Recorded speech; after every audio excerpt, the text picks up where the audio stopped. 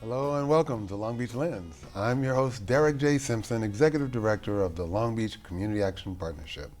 Our first guest is the Executive Director at the California Conference for Equality and Justice, better known as CCEJ locally. Please join me in welcoming Kimmy Maniquis. How are you? Hi, Derek. I'm well. Thank you. Thank you for having me. We're seeing a lot of each other recently Yes, with we all have. the events going on in the community and Yes. just the impact that you're having. And during this day and age, how important is your role in the community and in society? But first, I wanted people to know a little bit more about you and Sure. your journey and even joining CCEJ. So Yeah. give us some insight on that background. Absolutely. I came to CCEJ about 11 years ago and started in school programs doing human relations programming in middle school and high schools.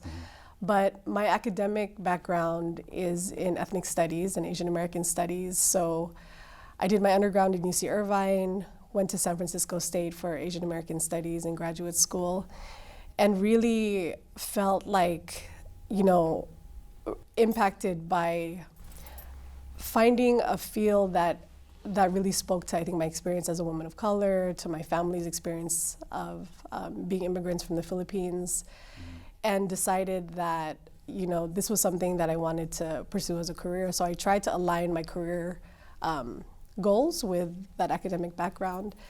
And, in San Francisco, started the first Filipino American experiences class at a high school in SF Unified. Also worked with an organization for young women, and after a while felt the need to relocate back here to Southern California, where my family's from, to raise my family. So coming back here, I just stumbled upon CCEJ. I just found a job. It was the perfect fit, and immediately I knew. Right. And I think it was a perfect time also for the organization because, it was, as you know, it used to be a national organization, the National Conference for Christians and Jews. And it was like just after the national organization collapsed. So it was kind of this reinventing itself era of CCEJ. And to come in at that time really, I think, allowed for me and my colleagues and everyone at CCEJ to, develop some programming that felt appropriate for that time. And being in this journey with CCEJ for the past 11 years has really, it's been an honor to do almost every position, from being in schools to doing our juvenile diversion work to training teachers in restorative justice, and now to lead the organization has really been an honor. And I remember when I took over at Long Beach Community Action Partnership in 2006, you guys were key to me in creating the LAMP program because I would have your team come in and just the role playing that they did about valuing diversity, et cetera, was so powerful, and I really appreciated that work and your mission. Speaking of mission, for those who really don't know what that mission is, can you share that, Kimmy, so that people are educated better? We have a 55-year history in Long Beach around eliminating bias, bigotry, and racism and all forms of systemic discrimination.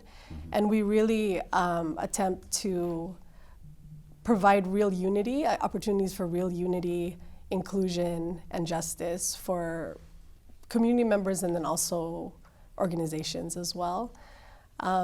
We know that conflict is just, a part of who we are as human beings, and that a lot of times we try to avoid conflict, but we know that that's not possible. So trying to figure out how to build ways to communicate across difference, across culture, to address conflict so that we can generate things like that are beautiful, like relationships, solutions, understanding, and tolerance. That's really the center of our work. Just understanding and tolerance are such important terms right now for us to really embrace, and that it just seems like nationally there's such a lack of both, at least to the extent that we need. But are you finding that the current climate nationally is impacting your work in terms of accelerating the need or raising the visibility? I say that because I know just as we're recording this show, There have been recent incidents in Newport Beach with Nazi presentations at schools, and there are things being said and done literally around the nation. But how do you see that impacting your work here locally? Absolutely. I mean, this is a time like nothing that I've ever seen in my lifetime. And I say that with, of course, some privilege, but it really has the polarization of communities, the unwillingness, I think, for people to be vulnerable enough to engage in conversation, to understand each other's points of view. And then within the context of just our legacy as a country that has kind of leaned on racism and all these other systems of oppression to continuously disenfranchise communities, it really just, I think, is complicated for people to understand. So, and really grapple with, in addition to their own really like personal beliefs and feelings around some of these issues, it really is a difficult time.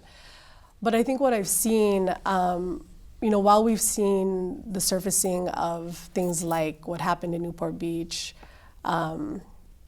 and similar incidents around the country, I think that there's also this response that we've also seen like no other, where folks are standing in solidarity with each other, really trying to build community around standing up for injustices, but then also doing it with compassion. I think that is a beautiful thing that I've also seen.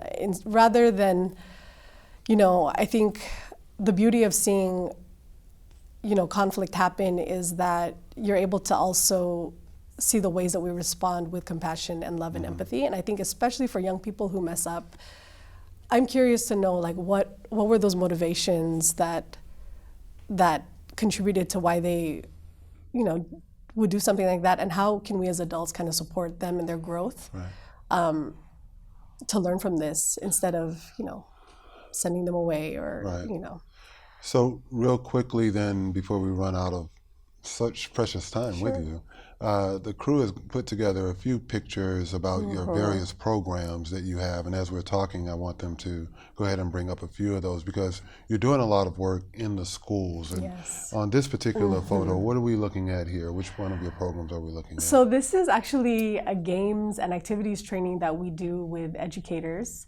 And it's part of our arc of training for restorative justice in schools work. And the restorative justice work in general, what we've seen as emerges the restorative justice work in the past 5 years really has been born out of the advocacy to disrupt the school to prison pipeline. And so we're trying to introduce practices that, are not punitive in nature, that actually are restorative, that center relationships, that respond to young people's behavior in appropriate ways, that are helping them develop their social and emotional skills, and also for adults to really adopt restorative practices rather than punitive ones.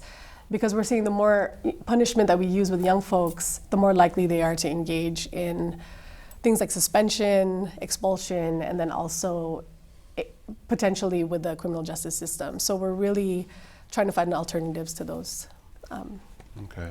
So you're not only working with the youth in our communities, you're also working with, as you said, with teachers. Are you doing any corporate trainings? Is that something that you guys also explore? We are. We're actually launching a corporate speaker series soon. Because we're also, again, seeing the need for and the ask for this discussion to happen in workplace That makes settings. sense. Yeah, I'd love to be a part of that when you get that rolling. I'll take you up on it. I just think that's so powerful. Yes. We only have a few minutes left. I want to talk about some key events that you have, one of which I just had the honor of participating in, which was the breakfast, the Interfaith, Intercultural. Can you share a little bit about that, and then we want to go right into the Humanitarian Awards. Absolutely, yes, and thank you for serving as the co-chair for our breakfast. Pleasure. So that was just this past Friday. It's our Interfaith, Intercultural breakfast that we have annually. And it's meant to be a celebration and also an educational opportunity around one of the topics that are central to CCJ's mission. And the Humanitarian Awards dinner is going to be in May.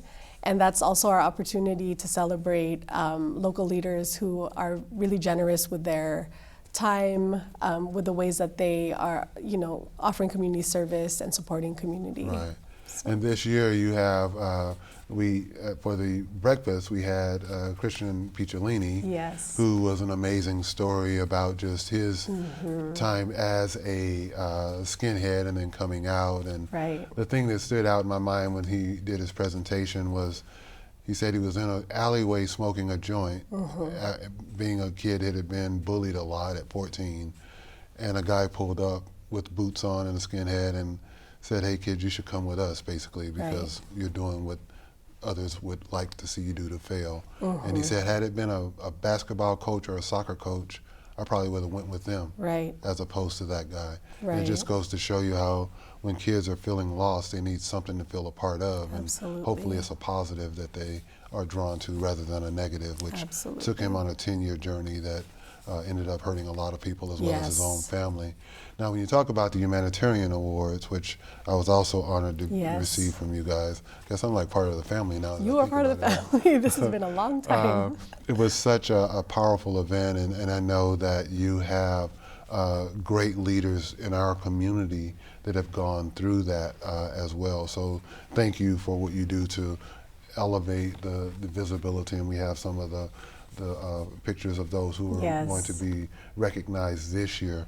But in the last few seconds that we have, Kimmy, if a person's out there listening to you and what your mission is all about, what do you say to them to encourage them to get involved and be supportive of CCEJ? Yes. What will be that elevator pitch as we close out this segment of the show?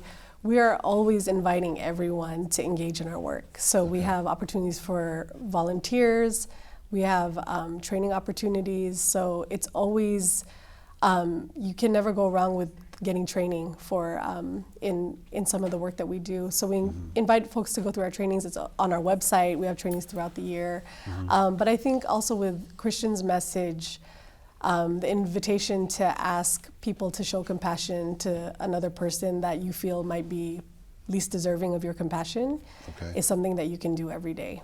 And that's really what Thank you I so would leave much. folks with. We're out of time, but I'm not out of questions. I'm never out of questions. So come back and join us again. You're part of the family, so of course. Right.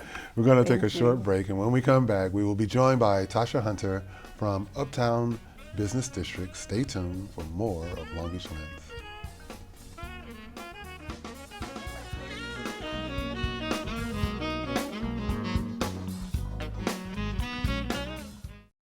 PadNet is a public access channel where they help up-and-coming people who want to make a difference in their community and also want to learn about starting their own show, learn about production, broadcasting. Just is a great start for somebody who actually don't necessarily want to go to school, but also get the experience. Hi, I'm Vicki Vicious, and I'm one of the hosts for Road Dogs TV. I'm Susie Q with Road Dogs TV. People all the time, they've heard of the show, so they always ask, how do you do it? And they actually have this program, and they'll teach you how to use the equipment. They'll help you produce. So we rent out the equipment, we get to use the studio, most importantly, get to share our art, our culture, and the people that we know to the rest of the community. I'm not a technical person, so I was really scared to touch the equipment. But PadNet, taking the classes here made me feel really comfortable, and they let you practice. I just really like the hands-on, the experience, and it's a family atmosphere here, and I just love it. Everybody's so friendly, classes are fun, and people help with your shows, and it's great. I think PadNet's been very helpful with the sense of I've met a lot of new people here. The networking is amazing. A lot of people have some good experiences where I can learn from. I've enjoyed myself here at PadNet. Anyone that has the idea or wanting to see what it's like to be on camera, behind camera, be on TV, this is the best way to go about it, because if you're too afraid to do your own show, there's so many members in PadNet that need help. Whether it's in the background or foreground, it's a perfect opportunity for anybody that wants to have that access and to be able to learn something new. This is where you need to go.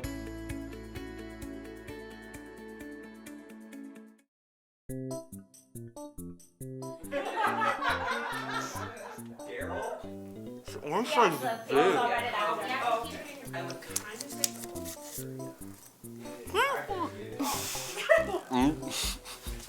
Can you eat the orange?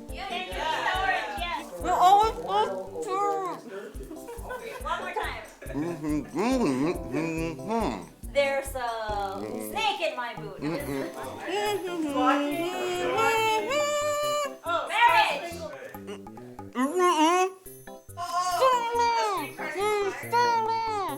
It's alive! It's alive? No, it's alive! I'm the king of the world. I'm the king of the world! We always have Paris. We'll always have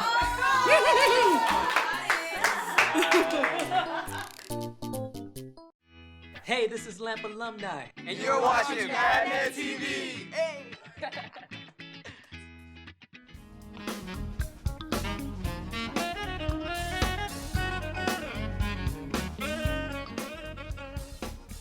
Welcome back. I'm Derek J. Simpson. Our next guest is the Executive Director of the Uptown Business District in Long Beach, as well as involved with the Long Beach Arts Council and so many other things, but we'll get to that in just a moment. Please join me in welcoming Tasha Hunter. How are you? I'm good, thank you. Thanks for having me. Great, absolutely. You're involved in so many different things, and arts and culture are just a part of you, huh? That's in my fabric. Yeah, and you've done it not just in your official duties, but for some time, right? Yes, for I can say the majority of my life. Right. Yeah. What's so appealing when you think about the arts? Is it because you're an artist, or is it just because you enjoy bringing the arts to others, or what would you say? Well, I do call myself an artist. I'm a writer, filmmaker by trade. Okay. And just love culture, love travels, just love all that, the foods, everything. Okay. Yeah. So with all that in mind, then, what I wanted you on this particular show about was your involvement, as I understand it, with the effort in Long Beach to create a African American cultural center. Yes. And I know that had been sort of a conversation in different sectors, and then it evolved from a conversation to an actual meeting that one of our council members had at the Rancho maybe months ago that we actually featured in our Long Beach Shorts. And I realize it's all pretty much in conceptual stages, but to the extent that we can kind of at least elevate it to awareness for the community to know that it's not just a conversation. Right. I wanted to have you back on, Tasha, because it's so important. When I look at MOLA and what an amazing facility that is, and having traveled as you around the nation as well to see what other cultural centers might look like or museums might look like, I could only dream that Long Beach would have something so amazing. So first of all, tell us, what's the vision and what's going on right now in terms of what you can share? Well, the vision, and that's exactly what we're calling them. We're calling them a group of community visioning roundtables. Okay. And there's no set idea of what it is that we want. I'm working with the City of Long Beach and some consultants to get community input and feedback on what it is that the community wants. This is community driven. So we're doing those different roundtables to see, what the vision is. And when you talk about those involved, then it sounds like it's on one hand the city, so we can be comforted to know that our leadership sees this as something that should be important to us, and consultants. So it sounds like there's expertise involved to kind of help us go through the logical progression of what might be required for this. But I think as important as all of this is the community. And are you happy with the community rising up to be supportive of the efforts thus far? Yes, I'm excited that the community has been talking about this for a very long time, years in Long Beach. And Councilman Austin was able to help jumpstart by taking this and making it an agenda item at a council meeting February 2018. And with that, the city was able to come back and say, hey, we'd like to, they put out a request for proposals, looking for consultants, community consultants, and then cultural consultants, which I'm working with Wiggins Hunter Consulting Group, which is my consulting group, and Environ is a consultant. And then we have the opportunity to work with Lord Cultural Resources, and Lord helps establish cultural centers and museums all around the world, including our African American Black Smithsonian and just a bunch of different organizations. But the community aspect of it is what's just tying the pieces together. I'm a big advocate of best practices, Tasha. So if you in your travels could just think about, wow, if we had something like that city or that city, is there any particular venue that comes to mind that you just think is just so impressive? Not that Long Beach will just emulate that exactly, but are there a couple of places that just come to mind that you think are outstanding? You know, there's this place in an area of Salvador Bahia, Brazil. I used to live in Brazil, and it's called Pelourinho, and Pelourinho means whipping post. Okay. And it was a space where slaves were bought, sold, and unfortunately slaughtered. But what it is now is an area where the community of all ages comes out and they celebrate. They party, there's little shops, it's arts, it's culture, it's always music.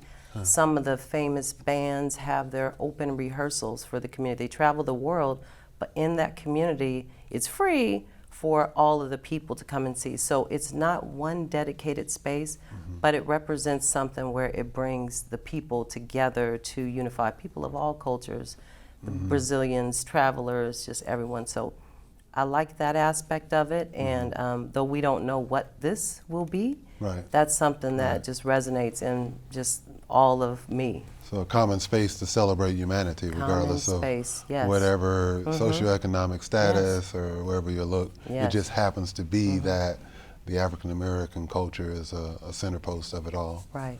That's certainly an amazing way, especially in a city like this. Yes. I know I was just in Mobile, Alabama, and the slave ship Clotilda landed there, and that was the last ship of slaves coming to, and that's actually my hometown, and they have the slave block on the corner where the slaves were traded, and I thought about that as I was home, thinking about what was happening here, which is my home. I was born there, but 30 years here, and I'm just really excited to hear that this is even taking its steps the way they are. Now, if someone's watching this and they did peripherally know about what's going on, but would like to be more engaged or more involved, would they reach out to you via email, or is it too late to be involved in giving feedback? What would you say to people who are looking and might be intrigued by what you're saying? We want the community. It is never too late. This is going to be a process. We're having we're doing outreach in multiple ways. We have our steering committee, which is a dedicated group that was selected by community leaders and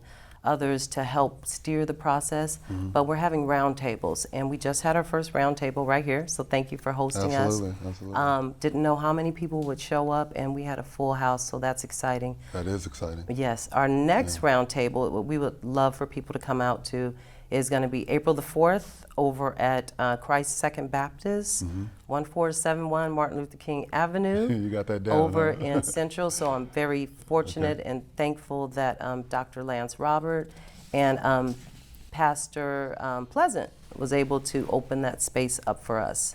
So yes, we'd love for everyone to come out. That's 5:30 to 7:30 on April the 4th.